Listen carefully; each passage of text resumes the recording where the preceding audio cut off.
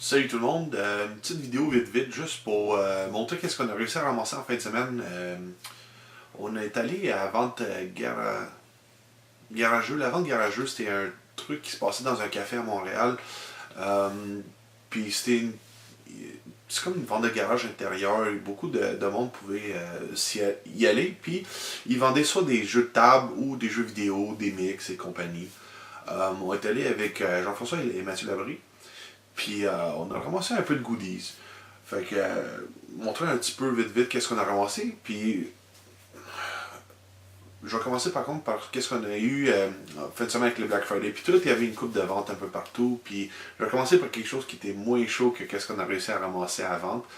Et, fait que je vais commencer par genre d'autres goodies. Et on va continuer par la vente. Euh, Quelque chose que j'ai eu, genre un petit pawn shop, pas trop loin de chez nous. Je sais avoir Conan au PS3. Je l'avais pas encore, puis c'est le meilleur jeu de Conan. Les autres, il y en a beaucoup qui sont sur des vieilles consoles, puis je pense que ça monte jusqu'à Atari, puis ils sont relativement terribles. J'ai eu aussi 3 jeux de Genesis en boîte. J'ai eu John Madden Football 92, PGA Tour Golf 2, puis NHL 94. Euh, Ils sont complets, c'est-à-dire qu'ils viennent avec le livret, la boîte, l'insert, puis les jeux sont beaux.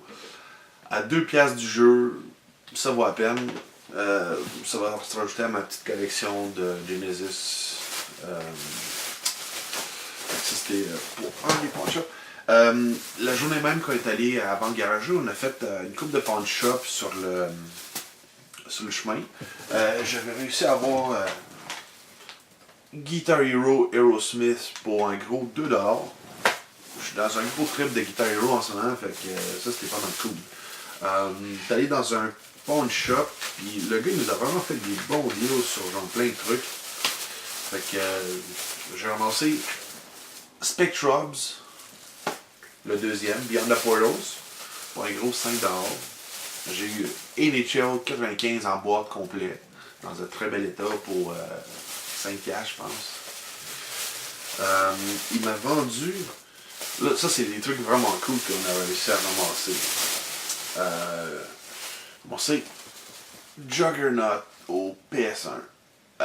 C'était un horror game. Il m'a fait à 15$. Le jeu, il est mint. C'est-à-dire, genre, le livret, il.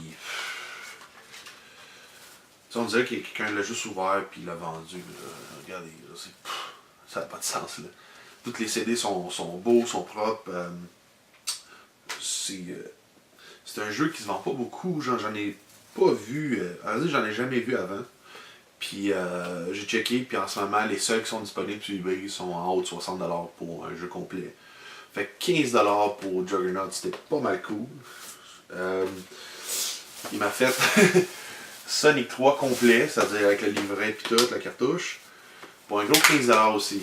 Ça aussi, c'était un nasty deal parce que Sonic 3, les prix des jeux de Genesis ont commencé à monter déjà une couple d'années.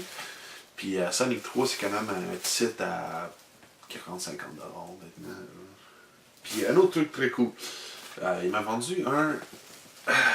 J'arrête pas de me tromper de côté. C'est un collector set de Devil May Cry. Ça donnait les 3 jeux. Ça aussi, ça m'a coûté 15$.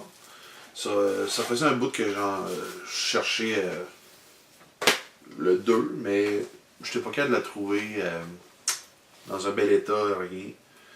Puis j'ai eu le 3 et Special Edition tout. Fait que, ce qui est vraiment cool, c'est que le 1, il est factory sealed. Puis les trucs qui sont factory sealed sont genre exponentiellement plus chers ces vieilles consoles. Fait que pour 15$, j'ai eu ça. Puis juste si je voudrais, je pourrais me débarrasser du premier. Puis ça paierait comme 45-50$. Ça n'a pas de bon sens. Fait que ça, c'était des pas mal bons deals qu'on a eu. Avec Jean-François puis Laval aussi, ils ont ramassé une coupe de jeux. Ils ont ramassé. Ils faisaient des jeux. C'était 3 jeux de PS2 pour genre 10$. On a ramassé une coupe de bons titres. Il a fait. C'est Legend of Mana, je pense, la suite du Secret of Mana qui est au PS2. Il le vendait à 20$, qui est déjà pas cher. Puis il a fait à moitié prix à l'abri. C'était vraiment un bon deal. C'est globalement, ce petit pawn shop là, on a vraiment eu du goodies. Là. Puis là, juste, ça c'est ce qu'on a eu, genre, avant de garage. Je vais commencer par, on a eu, j'ai ramassé un gros lot. Pas tout est là, parce que j'en ai shooté un peu à Jean-François. Notamment, il a ramassé Pokémon Leaf Green en boîte complet au Game Boy Advance. Puis un autre Pokémon bizarre. J'ai quand même eu Pokémon Fire Red Player's Choice complet dans sa boîte avec toutes les inserts. Beau jeu. Pour ceux qui savent combien que ça vaut, juste Leaf Green puis Fire Red ensemble sont beaucoup plus chers que ce que j'ai payé pour tout le lot de ce que je vais vous montrer. Il y a eu Pokémon Heart Gold au DS. Malheureusement, il n'y avait pas le Poké Walker qui venait avec, mais on va faire avec ce qu'on a. Ensuite, petite pile de jeu. Il y a eu Megaman ZX, Megaman ZX Advent, Pokémon Ranger, Pokémon Pearl, Pokémon Black, Pokémon White 2, Resident Evil Mercenaries 3D, Castlevania Mirror Fate et Monster Hunter Ultimate 3. Là-dessus, il y en avait une couple que ils sont moins intéressants ou quoi que ce soit, mais au prix qu'il nous a fait le lot, tant qu'à les laisser, on les ramasse, c'était juste des freebies. Il y avait aussi un Megaman Maverick X au PSP. Ça aussi, c'est un petit jeu, c'est un remake, je pense. Les deux jeux de Megaman, t'as le Megaman,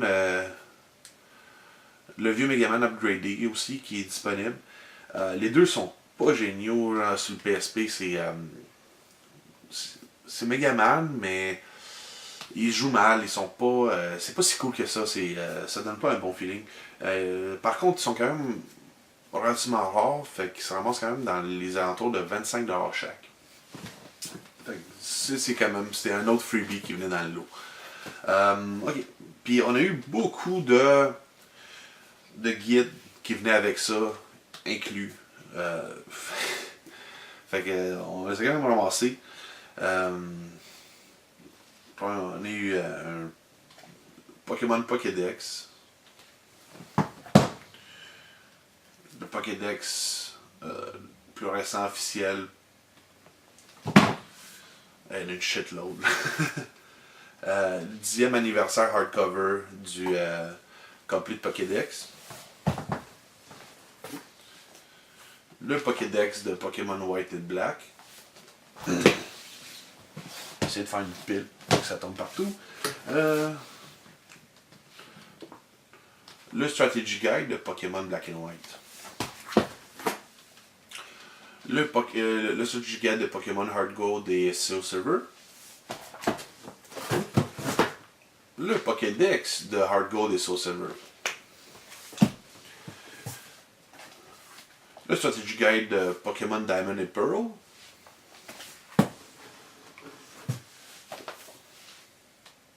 Le Pokédex, le deuxième Pokédex du Pokémon Diamond and Pearl aussi.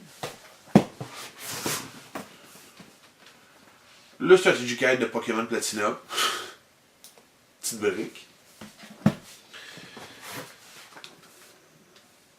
Un autre guide officiel pour Pokémon Silver et Pearl.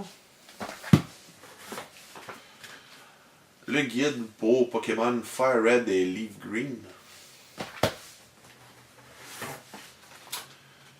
Le Ultimate National Pokédex pour la version Diamond et Pearl encore.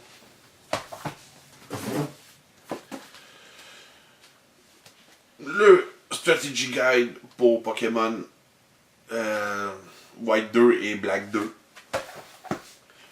Le Strategy Guide pour Pokémon Ranger. Le Strategy Guide pour Pokémon Mystery Dungeon. Fait que tout ça, plus le livre green et un autre jeu de puzzle de Pokémon avec deux guides. Un qui venait pour le. C'était Pokémon Snap, puis un autre truc. C'est Jean-François qui les a ramassés.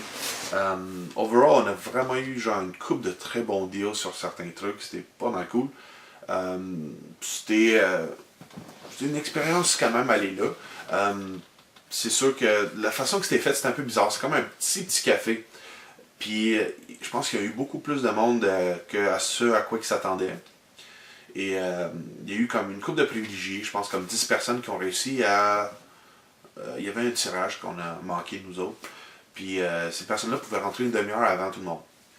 Fait que nous autres, on s'est quand même pointé au moins une bonne demi-heure, 40 minutes d'avance. Fait qu'on, quand c'est arrivé là, il y avait déjà une file d'attente de peut-être 30-40 personnes, je dirais. Fait que, tu sais, on n'est pas rentré les premiers. Aussi, comme c'est des vendeurs un peu à style vente de garage, il y a beaucoup de monde qui... Autant que tu avais des bons deals sur certains trucs, que des fois, tu avais du monde qui était vraiment comme strict sur leur prix, puis ils vendaient à des prix d'eBay. Ça veut dire que tu avais genre zéro deal sur leur stock. Ça, c'était un peu moins intéressant. Par contre, il y avait quand même beaucoup de board games. Malheureusement, on n'en a pas ramassé. Parce que la plupart des board games intéressants, je les ai déjà dans ceux que je voulais. Et il y en avait une coupe que le monde demandait beaucoup trop cher. Il y avait quelqu'un qui vendait le Kickstarter complet pour Blood Rage, mais il vendait 250$. Ceux qui le savent, ben, avec le add-on du cinquième joueur et le shipping, ça revenait à moins de 150$ canadiens. Fait que, ils voulaient faire une bonne cote dessus. Ça, c'est des trucs que je trouvais un peu moyens. C'est sûr que, oui, le monde si c'était Kickstarter puis tu veux pas garder ton stock, tu peux au moins essayer de repogner ton argent, mais essaye pas de comme, le doubler nécessairement dans un truc qui ressemble à des ventes de garage. Sinon, globalement, c'était pas mal cool. On a fait une coupe de spots, comme je vous dis, puis c'était tout pas loin de Ontario, Ontario-Saint-Denis, je dirais. Comme pour la vente de garageux, quand on revenait vers le véhicule, on a fait une coupe de pawn shop. Sinon, globalement, c'était pas mal ça. C'était quand même pas mal de jeux pour une petite fin de semaine tranquille. Comme on est au Canada, on n'a pas des ventes de garage rendues au mois de fin novembre. Mais avec des occasions de même, ça vaut la peine de sortir et de checker un peu. Fait, un peu de game hunting en fin de semaine avec les boys, puis c'était bien le fun. Comme d'habitude, likez notre page Facebook et notre page YouTube. Et merci à vous. Bonne journée.